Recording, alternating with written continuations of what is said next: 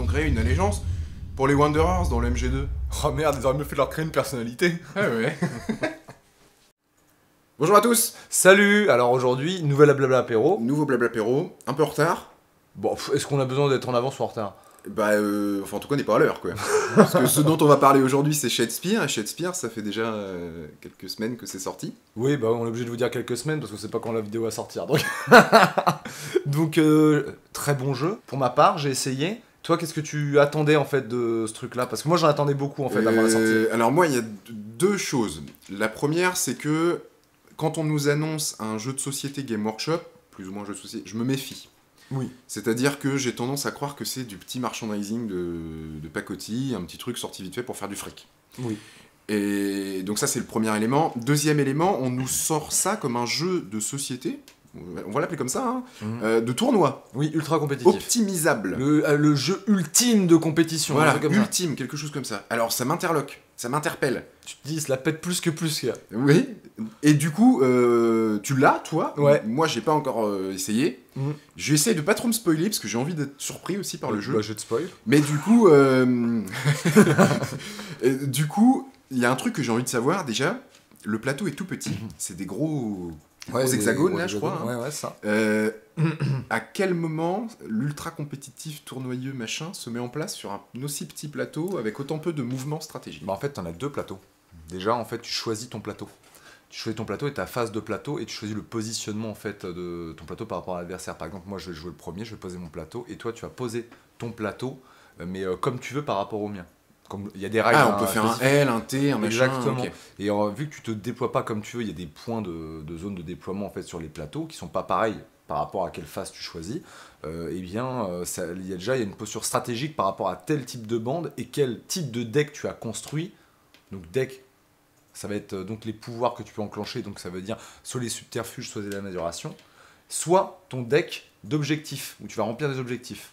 Sachant qu'avant, une fois que tu as posé tes plateaux, tu poses tes objectifs. Bon, moi je reste sur mon idée, t'es parti déjà loin là. Ah ouais. Il y a des gros hexagones, donc il n'y en a pas beaucoup sur le plateau. Ah, il y en a quand même. Donc en termes de mouvement, en fait, comment ça se passe? Est-ce qu'on peut être plusieurs unités sur le même? Est-ce qu'on peut avoir une unité amie, une unité ennemie sur le même carré?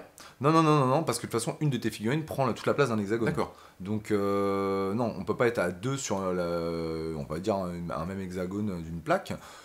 Par contre, tu as que 4 activations. Alors, si vous voulez savoir les règles exactement, il y a d'autres vidéos pour ça. Nous, on parle vraiment du truc. En fait, tu as 4 activations par round. Tu as 3 rounds. Et dans ces activations-là, tu vas avoir le choix de déplacer, de charger tes figurines. Donc, en fait, tu as l'impression que tu n'as pas beaucoup d'espace pour te déplacer. Mais de toute façon, tu as 4 activations par round. Et vu que tu as 3 rounds, donc tu peux pas non plus activer 20 000 figurines pour faire 20 000 trucs. Donc ça fait 12 activations. Combien de figurines tu as sur le plateau? Ça dépend. Par exemple, là pour l'instant, dans la boîte de base, nous avons 3 Stormcast et nous avons 5 Blood Warrior. Blood Warrior, Blood River. Les cornus, quoi. Donc déjà, tu vois, ça veut dire que vu que j'en ai 5, bah, je peux pas activer les 5 mecs en fait sur un round. Est-ce que la boîte de base te permet de jouer d'autres figurines que celles qui sont incorporées? Non, ça veut dire qu'il faudra attendre les bandes de Shadespire sont propres pour Shadespire. Tu peux pas utiliser des figurines d'Age of Sigmar pour jouer à ce jeu. C'est-à-dire que il y a des extensions qui sortiront par la suite. Là, ils sont déjà en préco actuellement, ils sont sûrement sortis quand vous verrez la vidéo. Donc tu as les orques qui vont arriver, ainsi que les morts vivants, donc les squelettes. Et en fait, ils ont déjà prévu de sortir pour cette première année, si j'ai pas de bêtises, 8 factions en tout. Enfin, sortir, qu'il y ait 8 factions au final. Ah oui. Donc là, 4 encore qui viendraient en 2018. C'est ça. Donc, tu veux que je te spoil déjà ce qui va arriver? Bah, je connais les 4 de base, enfin, ou 5, je ne sais plus du coup. 4. 4. Les orques, les morts-vivants, les squelettes. Ouais. Et puis, les Stormcast et les corneux. Qu'est-ce qui va après, les Skaven peut-être? Skaven, Fire Slayer. Une autre bande de Stormcast qui seront plus axés en fait sur les, les Stormcast des fougères. Là, les escarmoucheurs, là, oui. Voilà. Et ensuite, au contraire, en fait, une autre faction de cornes. Mais plus justement sur les Blood Warriors, en armure complète, pas ce côté barbare. Ce qui peut paraître étrange en fait, qui ressortent en fait du Stormcast et du Corn, mais en fait moi je me pose la question, on verra justement sur en fait le fait qu'on puisse pas mélanger en fait les decks, de voir si les bandes peuvent pas se mélanger, parce qu'en fait au niveau des symboles c'est exactement la même chose. Est-ce que tu vois où je veux en venir? Parce que je me suis dit les bandes ils seront être immuables, est-ce qu'il y aura pas un autre système après pour... En fait la question que je me pose c'est Il doit y avoir souvent des matchs miroirs. Ah oui, bah là, c'est sûr. Si on veut jouer ça en tournoi et qu'il n'y a que 4 bandes, par exemple, et que tu peux pas changer la composition de la bande, Ouais. tu peux être complètement en match entièrement miroir. Et c'est là que ça devient intéressant. C'est que, est-ce que tu te souviens de Magic? Oui, On a joué longtemps avec Rémi, on a fait des tournois, enfin voilà, on aimait bien ce jeu. investi. Ouais. Et en fait, ce qui est génial, c'est que en fait, t'as vraiment un côté deck building à faire en fait vis-à-vis de ta bande. Parce qu'en fait, dans les cartes, dans tes paquets de cartes, tu as le droit à un seul exemplaire de chaque carte dans ton paquet de cartes, minimum 20 cartes pour tes pouvoirs et 10 cartes pour tes objectifs. 10 ou 12, je sais plus exactement. Et c'est toi qui sélectionnes en fait ce que tu mets dedans. Donc en fait, tu vas avoir des cartes, on va dire, dites neutres où toutes les bandes peuvent les avoir, mais aussi des cartes spécifiques à ta faction. Ce qui fait que par exemple, si je joue les Blood River et que tu joues les Blood River, on n'aura sûrement pas les mêmes objectifs et la même façon de jouer parce qu'on n'aura pas mis les mêmes cartes de subterfuge dans notre paquet de pouvoir. Donc on peut avoir un miroir, mais pas jouer du tout pareil.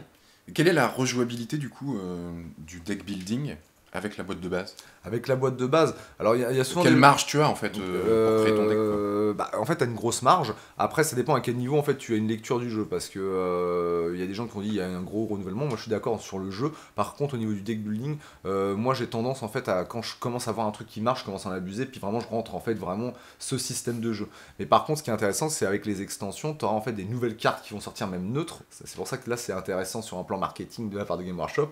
Même si les orques qui t'intéressent pas, mais que tu es vraiment investi dans le jeu, tu vas quand même les acheter pour avoir les cartes qu'il y a dedans. D'accord. Tu vois le côté. Mhm. Après, j'ai envie de te dire, c'est mieux ça que des boosters aléatoires avec des cartes bluff. Oui, oui, oui. Ensuite, donc ça veut dire que le jeu va évoluer. On va t'amener en fait à évoluer ta façon de jouer avec ta bande si tu joues tout le temps la même bande au niveau du deck building. Et je pressens un jour des nouveaux plateaux, tu sais, genre V2, Shadspire, et puis nouvelle bande et nouveaux plateaux, nouveaux Ouais. trucs. Ou des Où tu plateaux choisis individualisés voilà, peut-être. bah oui. Mais de toute façon, déjà, je te dis, tu as deux plateaux avec deux faces sur chaque. Donc, et c'est pour ça, par contre, si vous voulez jouer à Shadspire, quand on dit on prend une boîte pour deux, c'est un peu une bêtise ça. Parce que, en fait, au niveau de ton plateau, les deux plateaux ne sont pas les mêmes. Tu vois ce que je veux dire? C'est-à-dire que tu te limites. Si tu prends une boîte de jeu de base pour deux joueurs en disant toi, tu prends les Stormcast et par exemple Matt il prend les corneux. Mais le problème, par exemple, au niveau des choix que vous allez faire pour les plateaux de jeu, bah vous êtes limité quoi parce qu'il n'y a pas de double. Oui, mais Tu vois ce que je veux dire ou pas? oui, je vois ce que tu veux dire, mais enfin, la boîte est prévue pour 2 joueurs. Tu peux jouer. Mais après, tu veux jouer de façon optimisée. Oui, bon, c'est encore autre chose. C'est Oui, autre chose, mais ça veut dire que dire que en fait la boîte est prévue pour deux joueurs qui puissent faire ce qu'ils veulent, comme ils veulent, Oui. autant qu'ils veulent, c'est pas vrai. Automatiquement, de base, t'as deux plateaux qui ne sont pas pareils, donc t'es obligé de te le. Voilà. Mais est-ce qu'on aurait le droit de jouer chacun le même plateau du coup? Exactement. D'accord. Donc, tu vois, et ça peut rajouter des, Donc je des comprends choses de jouer. mieux ce que tu veux dire pour le coup. Vas-y. Bah écoute, ça me paraît fort intéressant tout ça. Moi je demande à voir quand même sur le temps. Ah ouais. Parce qu'on en a vu des Gorshusen, Ouais. j'en fais exprès d'avoir l'accent bien dégueulasse. Ouais. Des jeux comme ça qui sortent. Oh oui, il y en avait plein, puis on s'est fait berner sur certains aussi, hein, qui sont pas top en général. Hein. C'est des jeux, en fait, moi j'appelle ça des one-shot, tu le fais une fois, deux fois, puis après ça t'a saoulé, t'arrêtes quoi. Enfin, sauf s'il y a des amoureuses, pareil, hein, la dernière fois qu'on a dit ça sur Shadow War, on s'est fait. Oui, c'est vrai. Mais moi je maintiens et je signe. Mais ce jeu-là, je pense qu'il va vraiment être suivi. Et en fait, pourquoi je dis ça? Parce que je trouve que ça a vraiment été étudié et réfléchi. En y jouant, ils ont vraiment poussé l'aspect stratégique du deck building ou même des bandes. Et en plus, les figurines, j'étais très étonné. Je dévie un peu de la qualité des figurines. Quand je dis la qualité, moi je m'attendais que ce soit un plastique de merde en fait. Donc ils disent clipsable, voilà, c'est du clipsable. Hein. Mais après, ça colle avec la colle plastique. Et en fait, moi je trouve que c'est quasiment de la même qualité en fait que le plastique Game Workshop, Le mais grappe. coloré. Donc j'ai été très étonné en fait. Je me suis dit, bah tiens, je m'attendais à un truc à la, je sais pas, Plastoc ou Ryzen à la War Machine quoi. Ok, bah écoute, je pense qu'on va se tester ça de toute façon rapidement. Ouais, et puis je pense que si j'arrive à convaincre Matre et qu'on arrive à trouver une solution, peut-être qu'on vous proposera plutôt des rapports de bataille, on vous fera pas de présentation, truc bidule, allez voir Iggy TV, tout ça, ils en ont déjà fait. Mais en tout cas, moi je conseille ce jeu qui est pas excessif, qui est intéressant et vous pouvez me jouer avec des gens qui ne sont pas fans de Wargame. Parce qu'il y a l'aspect deck building et en plus il pousse à ne pas peindre spécialement les figurines. Tu vois ce que je veux dire? Oui, Ça veut dire ce côté qui bloque souvent les jeux, les non-joueurs de figurines à jouer à ce jeu-là, bah. il y a une identité qui est liée à la couleur en fait. Voilà, et puis facile à monter quoi. Bon, il faut quand même dégrapper, machin. Moi j'ai une petite question quand même, juste pour avoir ton avis pour conclure. Parce que moi j'ai le mien, je te le dirai après. Est-ce que tu penses que Shakespeare ça peut devenir tellement bien que ça puisse prendre le pas sur Age of Sigmar. J'ai peur de ça, moi, parce qu'en fait, ça se voit au niveau sortie, là, ouais, ça a du mal. La V2, ça a été, moi, je trouve que ça a été un peu un flop, parce que nous, on attendait beaucoup, et puis on a l'impression que voilà, ça a du mal, en fait, à changer quoi que ce soit. Et j'ai l'impression que Shadesphere, ouais, ça va mettre une raclée, en fait. Enfin, pas une raclée, c'est pas la même chose, c'est pas sur le même niveau, mais j'ai peur qu'au niveau des sorties Game Workshop, soit ils vont devoir faire beaucoup de sorties et on va se mélanger, soit V8 ça va baisser, enfin voilà, mais vu que c'est dans le même univers, parce qu'en plus il y a Necromunda qui arrive derrière. Oui, Oh, oui. putain, on est mal. Oui. Donc à voir. Mais j'ai l'impression que Shadesphere, ils ont réfléchi leur sortie. Tu vois, c'est-à-dire que hop, il n'y aura pas de surprise, genre ah bah tiens, ça sort. Non, ça c'est prévu. On sait que... Ils ont un site Oui, j'ai spécifique vu. pour Shadesphere qui est pas mal intéressant pour apprendre à jouer.